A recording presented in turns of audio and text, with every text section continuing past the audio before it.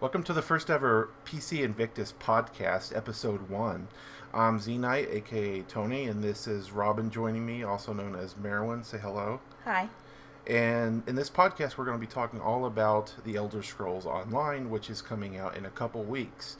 And we both just finished the most recent beta session. I've been playing for about 4 or 5 of the beta sessions now. Robin has been playing for 2 of them. And we're just going to go ahead and give you our thoughts on the game, what we liked about it, what we didn't like. We're going to be going over some of the different areas in the game and talking about them, kind of give you an idea of what we thought overall of the game. Okay, so the first big thing that they really did in this last beta session was they changed the tutorial areas.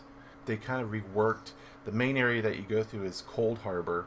They made a few changes to that. Some I didn't really like, and they also changed where you come out from that starting area. You used to start on the starter islands, and now they just place you in the first major city for your alliance. Mine was Daggerfall Covenant, so it put me in Umbria. Their logic behind changing that is that players wanted more of this Elder Scroll, get plopped down in an area and you could just go off and explore. So I have some reasons that I don't really like that, and I think it's a bad idea, but how did you like those changes? I didn't like them because I think I understand why people wanted the change because they wanted it to feel more like Elder Scrolls games, but you're not limited like you are in an MMO with leveling and fighting mobs that are over your level.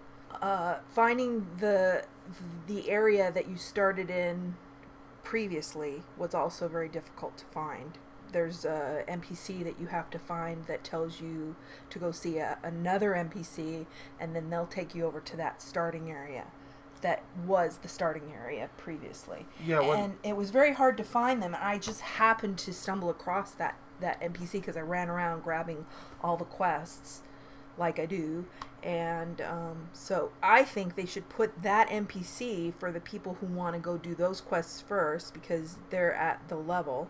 There were some in the city, but personally I thought it was fine the way it was. I think they should put that NPC right where you start so you can talk to them and decide if you want to go do those first. Well, when I read the developer notes, they said that they made changes to the starting area, and I assumed that they had meant Cold Harbor.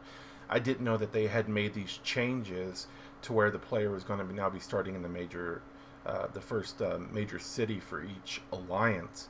And when I came out the first time, I was confused. I thought they had moved it to another part of the island, or I could tell I wasn't on the original island, which is more of a desert area. It looks more like a Redguard area.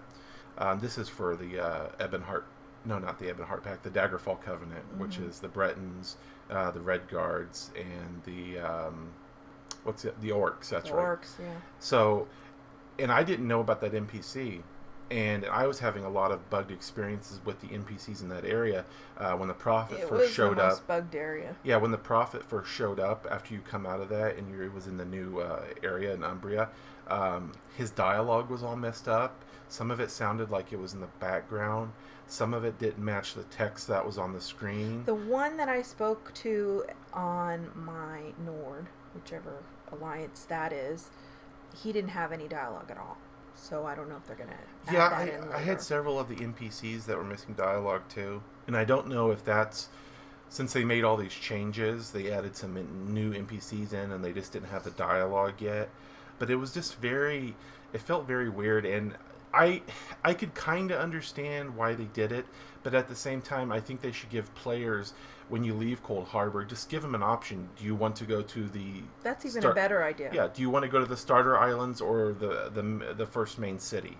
Give the player the option. That way, if they want to, they can just go to the starter islands. That's actually a great idea. I was just thinking they could just put that NPC right, outside the door or in the room where you start, but I actually like that idea better. Well, see, my fear is that a lot of people are just going to totally miss that NPC. If they haven't played these previous beta sessions and they don't know anything about the game, it's very easy for a new player just to get dumped into these areas, and then for them not even to realize that those starter islands exist. I didn't even know what they were Well, let me rephrase that. I knew what they were referring to because I had already played through as a Nord sorcerer, and then I decided I wanted my Nord to be a Templar, so I tried that. And so when I started out in the main city, I was like, what's going on? They changed it. And like I said, I ran around grabbing all these quests, and I stumbled upon this NPC, and I knew where I had started out, so that's the only way I knew where those quests were. But if I'd have never played beta or the game before, I wouldn't have had a clue what was going on. Yeah. And the other thing I didn't like that they changed, and it's about the really only thing that I didn't like about what they changed in Cold Harbor, is the area where you go now when you first get your first weapon. They took out the weapon racks. Mm-hmm. So, and there's only one weapon choice to choose now. from, yeah. It's a sword.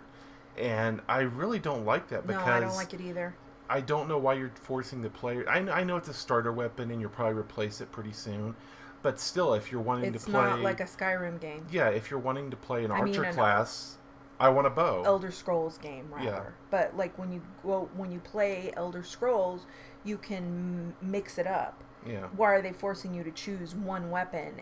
I don't understand. Yeah. Are they afraid that the new players will pick, something that they can't use? But Well, most people, when they start, they know what kind of generally class they're going to play. And if they're a mage, they're probably thinking, why isn't it making me take in a sword? Why isn't it giving me some kind of a staff or something?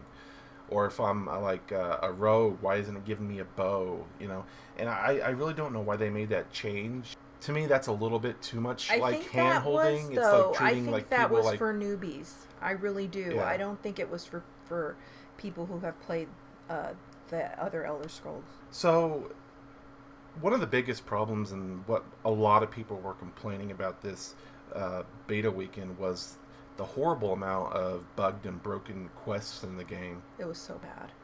And one of the things that I kind of been noticing is that people on the PTS, which is the private test server for people who are YouTube, media, well-known people, and the developers themselves, that server has a much smaller population. It hasn't been suffering from the bug problems that the main beta server has. And I'm having a feeling a lot of those issues is like a server load issue, because I know a lot of the bugged quests that I had issues with were things where it was a respawning issue. It was stuff that had to be respawned on the ground, yeah, me too. Or it was NPCs. Is that your overall experience It with was those? generally, it had to do with respawning. Either respawning of something that everybody needed to kill, like not necessarily a boss, but a major character that you needed to kill. What was the name? Foulwing. There was a harpy that everybody was waiting for her to respawn. Mm-hmm. There were, and then other objects that needed to respawn, like traps or those crates that needed to respawn. It mostly was Breton, Orc, Redguard side. Where do you start out in there? That seemed to be the most buggy area. I don't know if that's because that's where The Daggerfall Covenant. Yeah, Umbria. that seemed. I really don't know if that's because that's where most people put the tunes they were playing, or if that side was just buggy. I was mainly playing Daggerfall Covenant. I didn't really play a lot of the other. I played factions. all of them. I played 3 factions. I tried all of them. So you didn't have as many of the bugged issues? No, not on the Nord side. I played a Nord and a Wood Elf.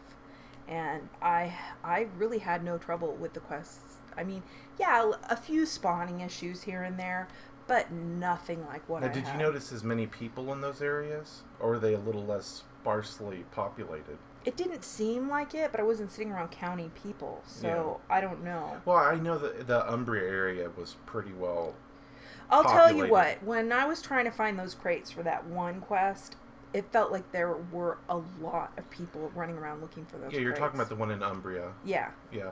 There was quite a few people doing that one when I was trying to do it too. And I was like, well, I'll go do some other quests, and they were bugged too. That's what I did.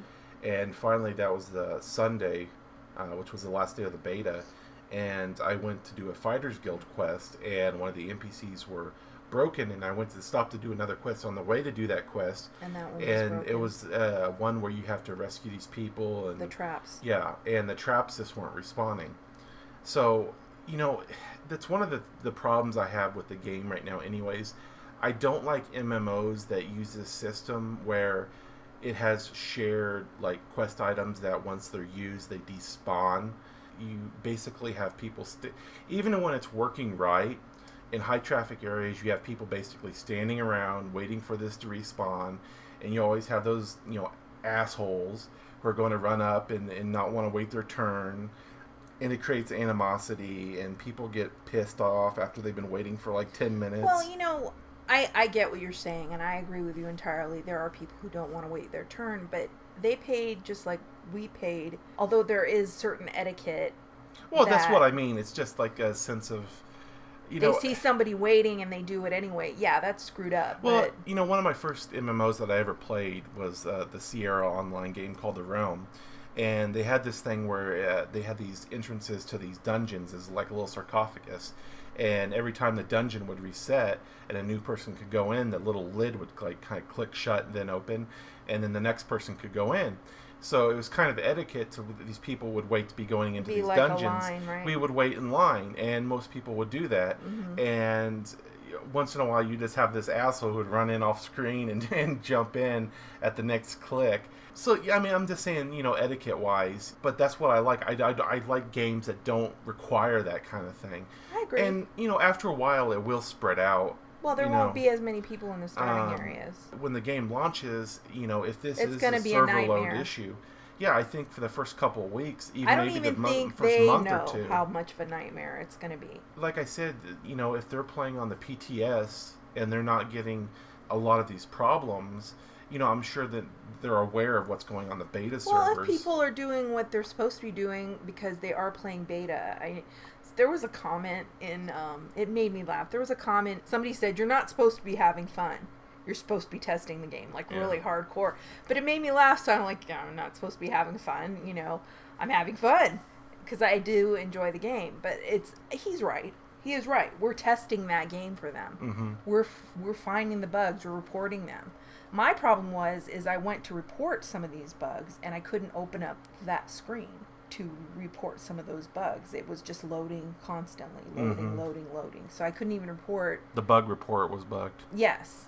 So that was my problem. Like you said, it's supposed to be a beta test, and people are, supposed to be looking for these things. But whether they like it or not, a lot of people, especially in these last two beta sessions where they really opened up with all the invites, because they added, probably tens of thousands of more invites. Is that whether they like it or not, people are going to go into this and they're going to use that beta weekend as a test run for whether they want to pre-order this game or not. And I think the state and the bugginess of the game is going to turn a lot of people off to it. I guarantee you that they lost a lot of pre-orders from people who played this weekend. Literally 50 to 60% of these quests were bugged. I understand, it's beta, but people are going to go, they're launching this in 2 weeks. How horrible is this? And while I said I think it's a server load issue, a lot of people ain't going to think about that. They're not going to look. They're just going to think it's a buggy mess. I had a very hard time not getting frustrated because every quest, because I was trying to level my Breton, and every single quest it felt like was bugged. I had to go do quests that were way above my level just to level. Mm-hmm. And I know it's beta, so I have to be chill and not freak out, but I was really upset that I couldn't finish some of these quests, and there were a lot more people that were upset. But then there were these other people, and I don't know how to categorize them. They were just this is just a beta, calm down. I don't really know what to say about them other than why aren't they upset? Some people tend to be a little bit, I hate to categorize them like this, but some people tend to be a little bit too apologetic just because they're a fan of a series or a company. And look, I'm a huge fan of Elder Scrolls. I've been playing since Morrowind and Oblivion and Skyrim. I want this game to succeed. I do too. And I think overall it's a great game that has a lot going for it. It's just, it's starting to feel like the money men at ZeniMax have pushed this out at minimum a few months before it should be going live. And like I said, whether they like it or not, a lot of people are going to use these most recent beta sessions as their trial run to see whether they like the game or not.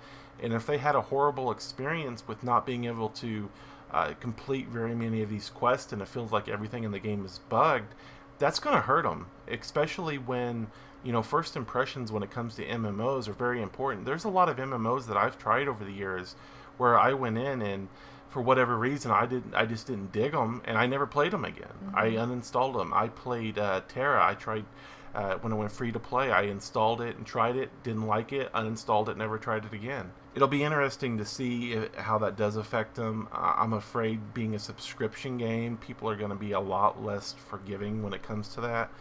It's true. Subscription games, yeah, you are expecting to get something for your monthly subscription fee. And I don't know. Those bugs, especially for the Breton Orc Redguard side, they were bad. The other side's not so much. I don't know if there were less people playing on that side or there were less bugs. I couldn't tell you, but it was just not as bad. And I mean, look, it's not like we're saying, we both realize they're going to be fixed eventually. Whether it's a server load issue or whatever the problem is, we know it's going to be fixed eventually.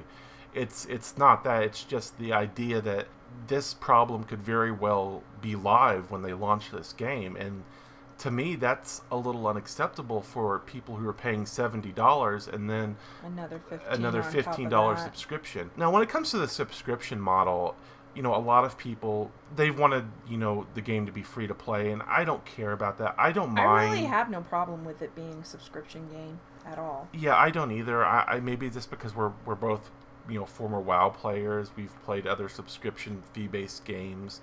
And free to play. And some free to play games. And I have to admit, it often feels like the free to play games are the ones that end up costing us more. Mm-hmm. We both played the Old Republic for a while, and I actually subscribed to the Old Republic.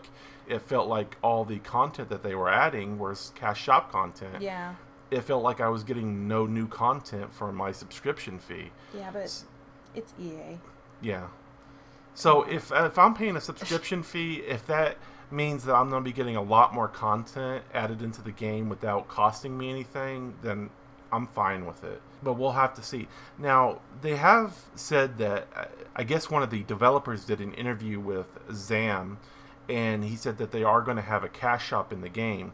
And previously they said that the cash shop would only be used for things like name and race changes, but they actually said that they're going to be selling a horse in the cash shop, and that pissed off a lot of people. Yeah, because it pisses off me. Yeah. That's very, it's definitely totally turning like EA. Because before they went free to play, they were doing that crap too. And it's you just feel like you're being raped all the time, money-wise. Yeah. I mean, they're constantly trying to separate you from your money in SWTOR.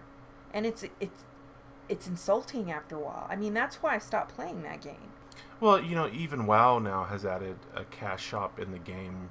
Of course, they sell the pets and the mounts, and now they're selling, you can get it automatically to level 90 for $60.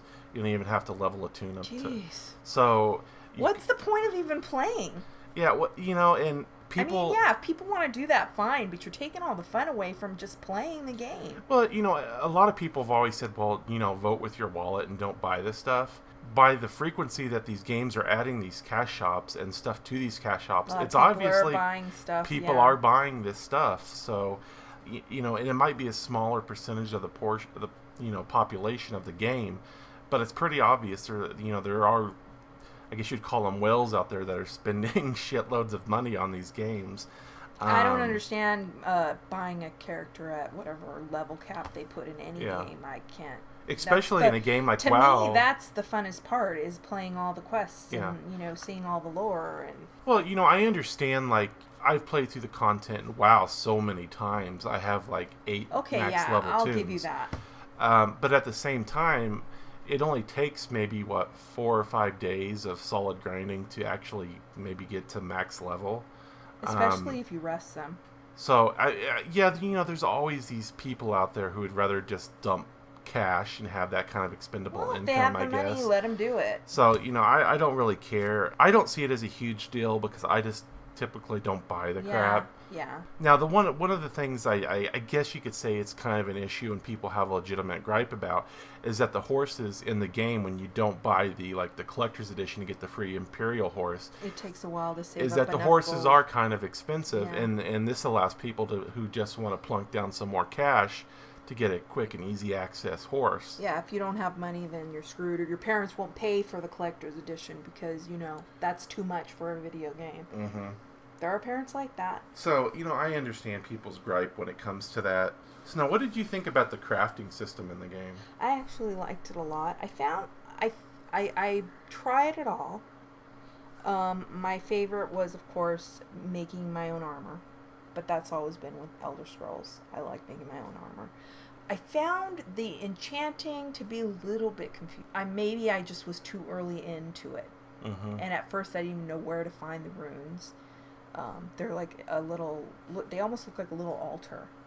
Inside a little altar. And they'll be in different areas and, But right before the end of beta last time, I took all the runes that I had collected over, two beta testing, and took one of my tunes and just started messing with them. And it's actually not that confusing because once you use one rune, it tells you it's for like poison or magicka or something like that.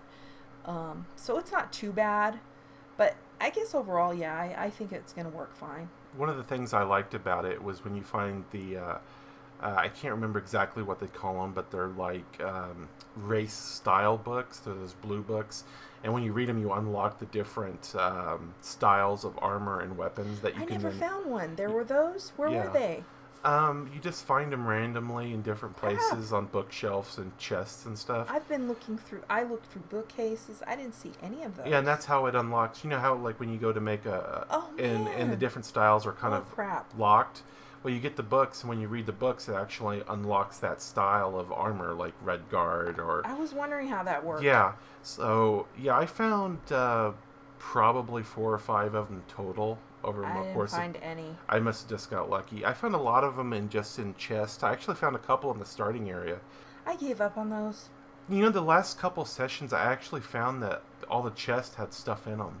Maybe I just got lucky, but I actually found quite a few materials in them, and I actually found a couple of those books. The other thing I like about the crafting system is that, like in WoW, it tends to be very level set in chunks of what you can make. Mm-hmm. And what I mean is, like, you can make like level 20 weapons and then level 25 weapons and level 30 weapons. Mm-hmm. In Elder Scrolls, when you make a sword, for example, They're every two levels. yeah, and by adding more materials, it just bumps up the level of the weapon and incrementally gets better, so you can actually outfit and gear yourself a lot better. Well, I don't know. You could make armor also in WoW.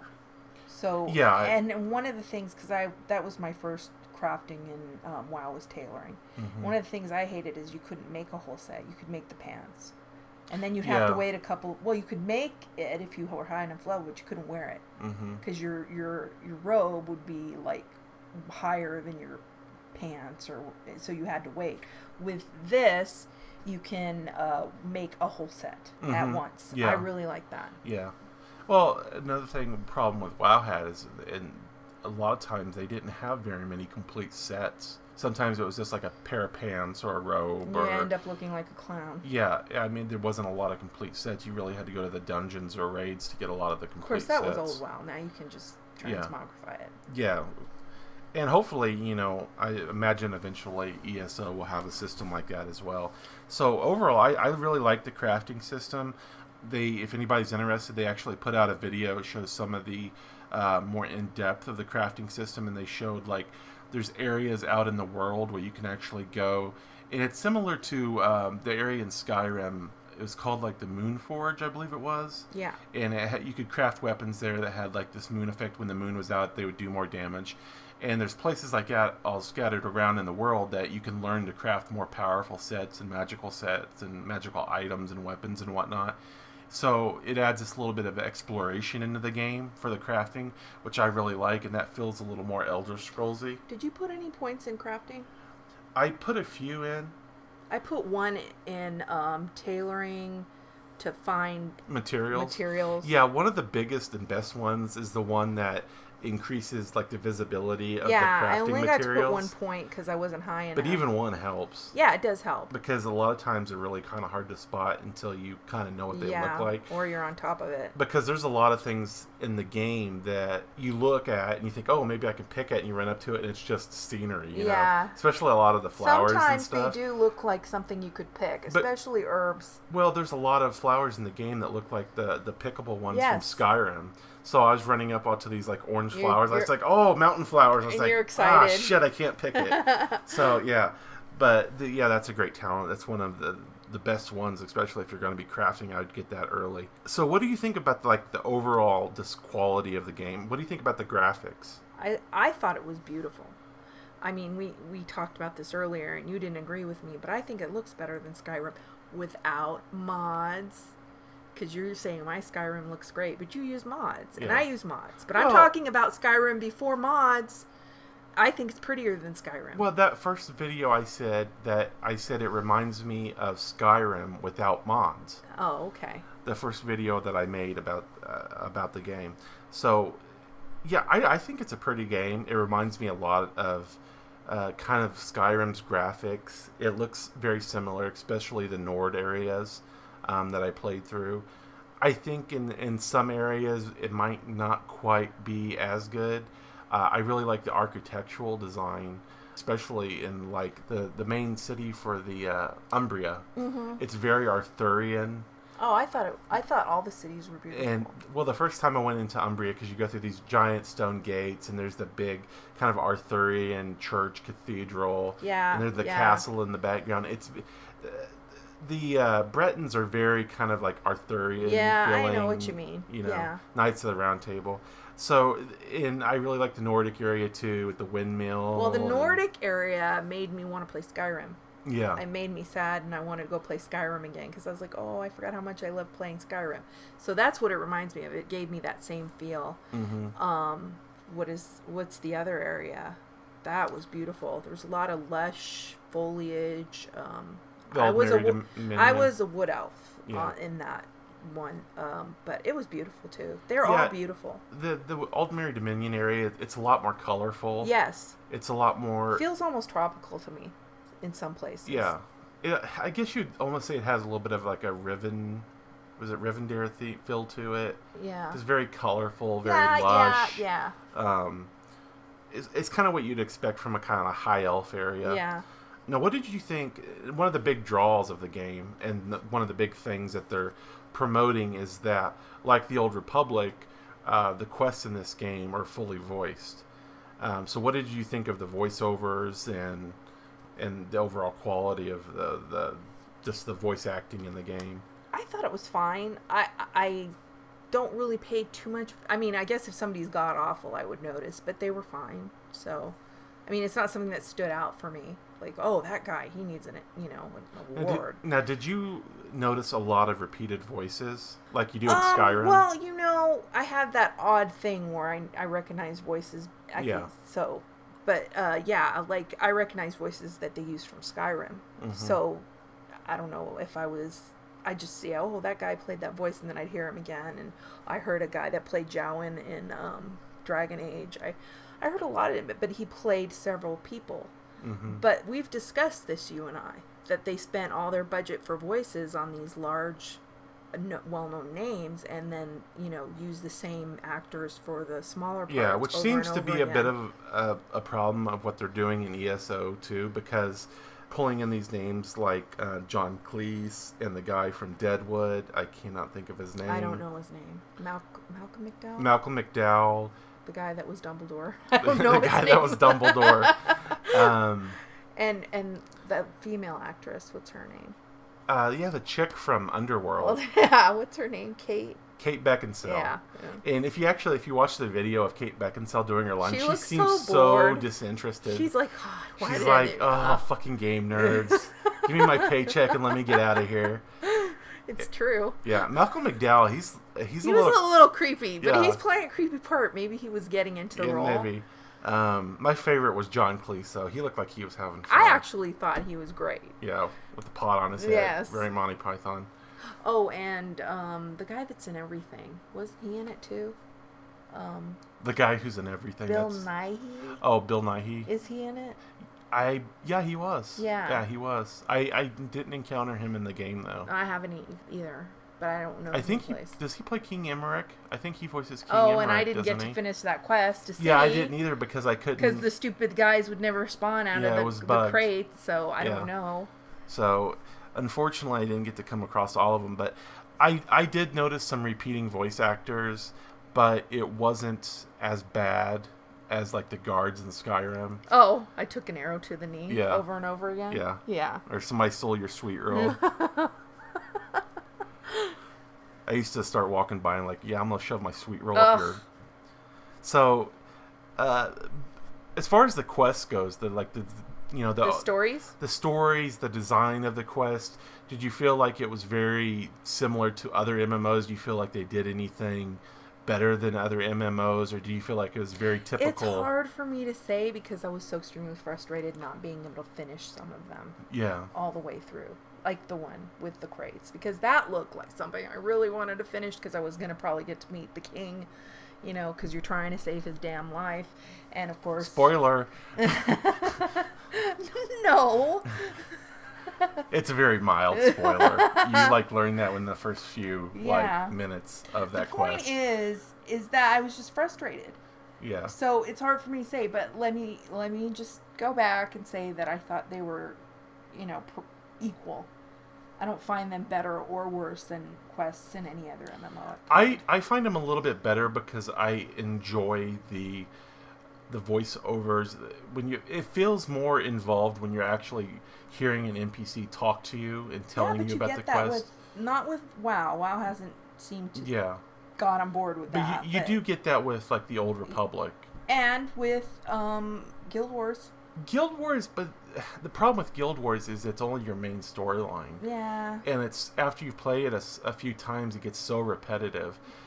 I mean, to compare what Guild Wars does, you're right. I mean, it's nothing compared to every quest in Elder Scrolls.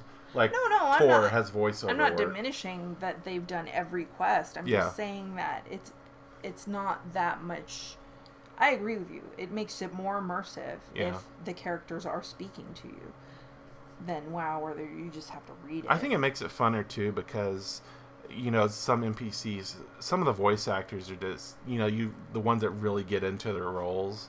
I've noticed some of the Khajiit ones are really funny. Yeah. Some of the high elves, the wood elves, they really get into their roles. There's this fun quest where you have to. It's this moon sugar farm, and there's these tiger things. I talked about it in one of the other videos. Yeah, I know which one you're talking about. I did that these one. tigers are stoned out of their mind. Yeah, because they ate the rats. And the guy that you go to talk to, the way he's just giving these lines is just very fun. He's telling them off, and they're tigers. Yeah. So I really enjoyed the questing. It does have that kind of more BioWare, when you're talking to other characters. It just doesn't feel like, oh, run up to this character, get a wall of dialogue, go kill 12 rats, come back, get another wall of dialogue. No, there weren't any quests like that, and I have to say that that's one of the things I was very grateful for, because there seems to be a lot of grinding in the older. I don't know what WoW does anymore. I haven't played for a while, because I'm, kind of fed up with them.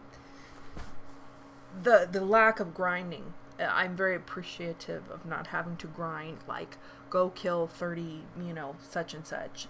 I hate that because it just feels so repetitive and boring and why do I have to only kill 30? Why not, all of them? I mean, there are quests in there where you're just collect so many amounts of this. Yeah, but it's never to an excessive amount where you just want to kill yourself. And it's also not one of these things where it feels like if you go kill something, how in WoW there was this old joke about if you have to collect 12 ears, why is it only one out of every so many have an ear on them? It's maybe you destroyed the ears when you bashed them in the head. Or something. It doesn't feel like that at all. No. It feels more fluid. It feels like you're going through the quest a lot quicker, except when we talk about when they are bugged and you just can't do them. But And other than then that, you get a pile up of people all standing there, and there's just like this huge amount of people. Is it bugged? Is it bugged? Is it bugged? yeah. So a lot of people are very unhappy about the Imperial class kind of being locked behind the collector's edition, both the digital and the physical copies. I'm not a big fan of that either. I don't think they should have a specific class that's behind this, pay extra to get this class, especially. I'm okay with the horse and stuff. I am too. I'm okay with the horse. I'm fine with the pet that they added in That for that. too. All that stuff. But I don't like the specific class they locked behind that. I think that was a mistake. I think that's unnecessarily going to piss a lot of people off, especially those who maybe already pre-ordered the cheaper version. Let me think. I was thinking about this, and I understand why people don't, and I don't want it either. But there's no new content other than a race of people. It's Yeah. not like you get a whole bunch of new quests Yeah, being Imperial. To be clear for anybody who doesn't know, the Imperial class is just basically that in name. They do have a different look to their armor, Which is beautiful, by the way. Yeah, it's actually one of my favorites in the game. But when you pick the Imperial class, it's not like you get a whole different area. You're just picking one of the existing factions to join, and you just play as the Imperial class.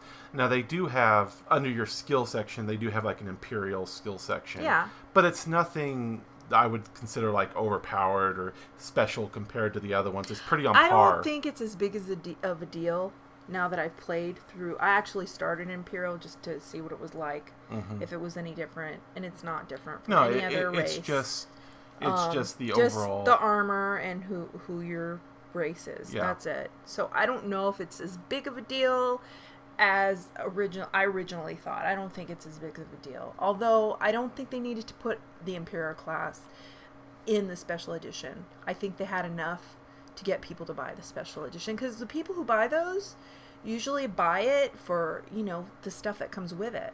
Yeah. Not just the horse and the pet and the map and all that stuff. Yeah, that would have been plenty, I think. But that being said, it's what they've done. What upsets me more is that you can be in any alliance if you buy that edition.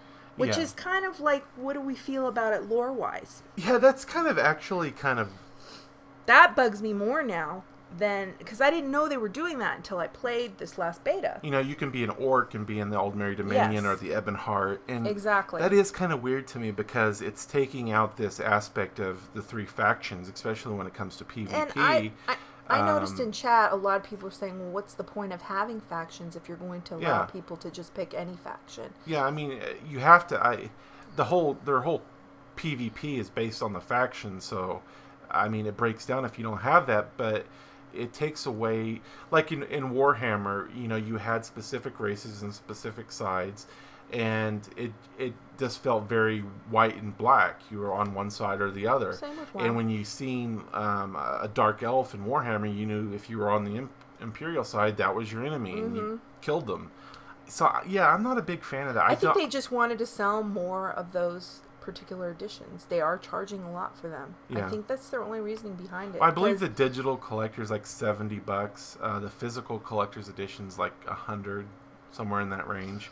After you finish your starting area with your faction and your max level, you can't play the other areas. And I don't have any problem with that, because that's just bringing content and allowing people to experience all that content. Because the quests, because they're all different. If you go through the game at a pretty good clip, it's about 50 hours per faction.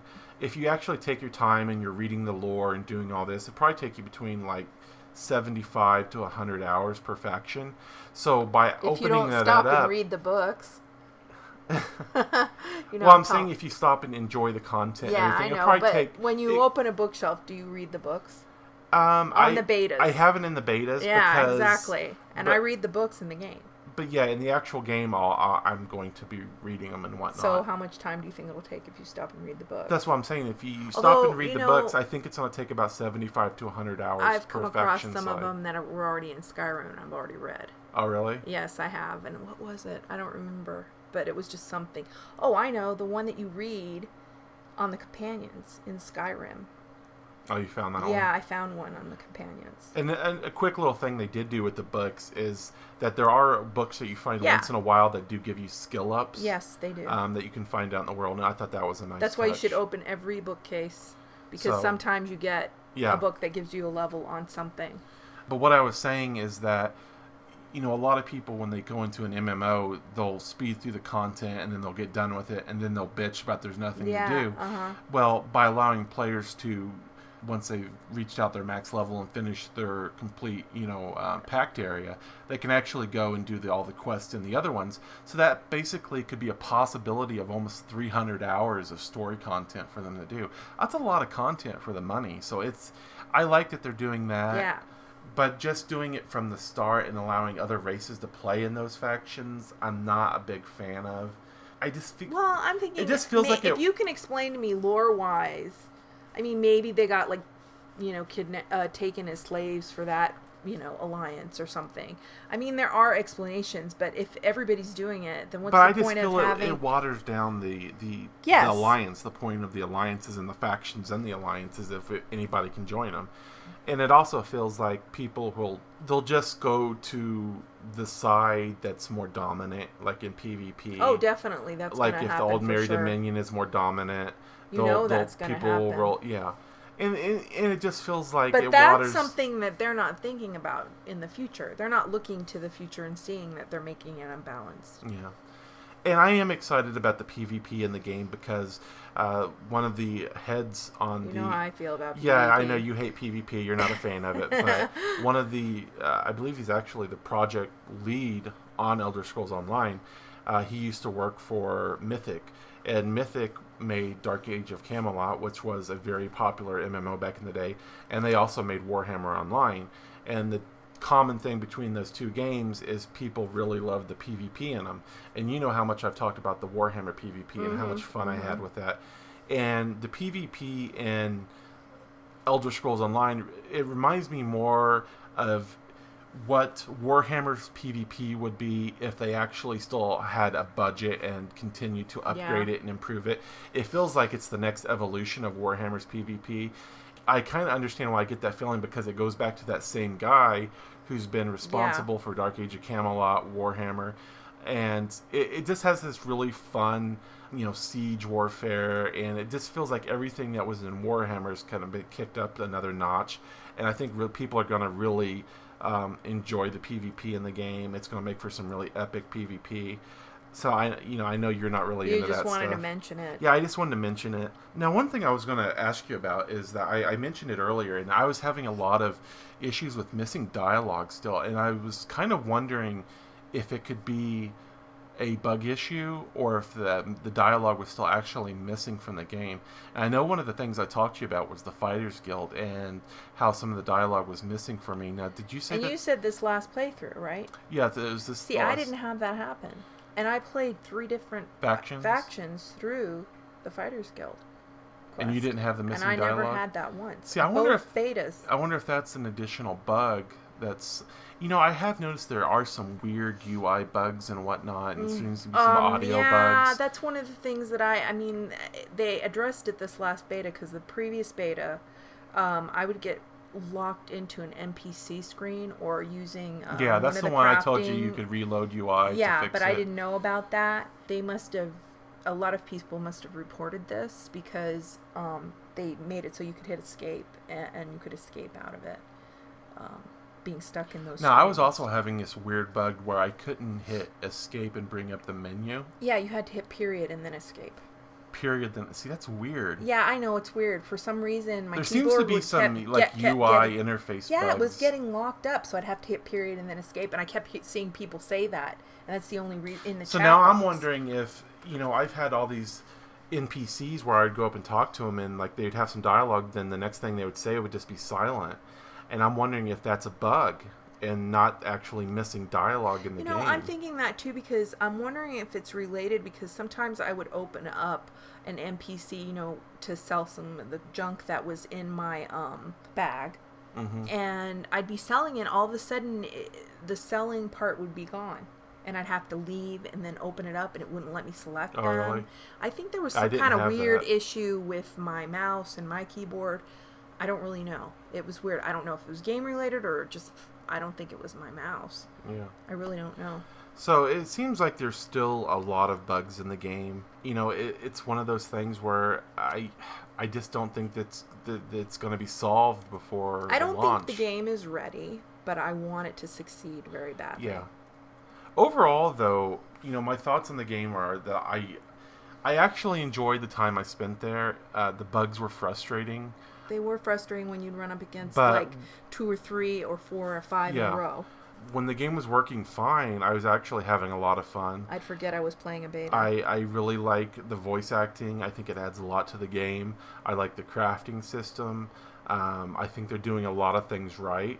One thing I really have noticed is that this team behind the game seems to actually be listening to the players. Mm-hmm. They seem to be interacting with the players and making changes based on what the community has told them. And that's actually impressive because that's not something you actually see a lot anymore. Yeah. I'm hoping it does very well. I don't want it to fail at all because I love the Elder Scrolls games. And from what I played, it's a fantastic game. If there were no bugs in some of these quests, I would pretty much give it a 10. I just love it. Mm-hmm.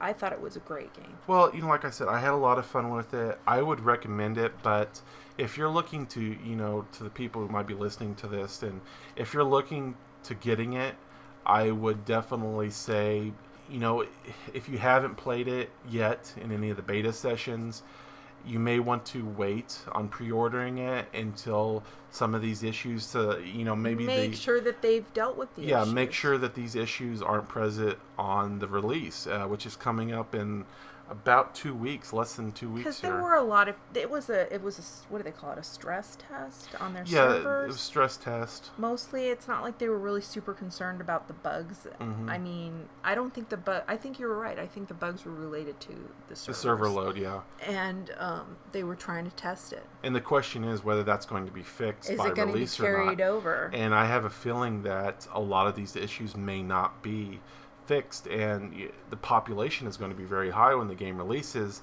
so a lot of these issues might be carrying over, and those first few weeks or even months might be a little iffy. So they're going to be buggy, and they're going to work it out. I would definitely recommend, if you're considering getting the game, to maybe wait for those launch reviews and see if a lot of players are having these issues. And if it's something that you don't mind kind of having to fudge with for a few days or weeks, then by all means go ahead. But if it's something that you don't want to deal with, take all that into account and maybe hold off for a few weeks so that you won't have to deal with all these issues. Although I have every confidence that they will fix the bugs and the game will work fine. Yeah, I do believe too. So, and I believe, I know I'll be playing the game a lot in the future. Ugh, you couldn't get me off of it. And so will you. So we both recommend the game, just with a little bit of a caveat of just be wary whether Be ready for some bugs of these launch issues yeah. are fixed by the time they come out. And the game is launching April 4th. If you pre-order the game, you're actually getting early access, I think 4 or 5 days early. Yeah.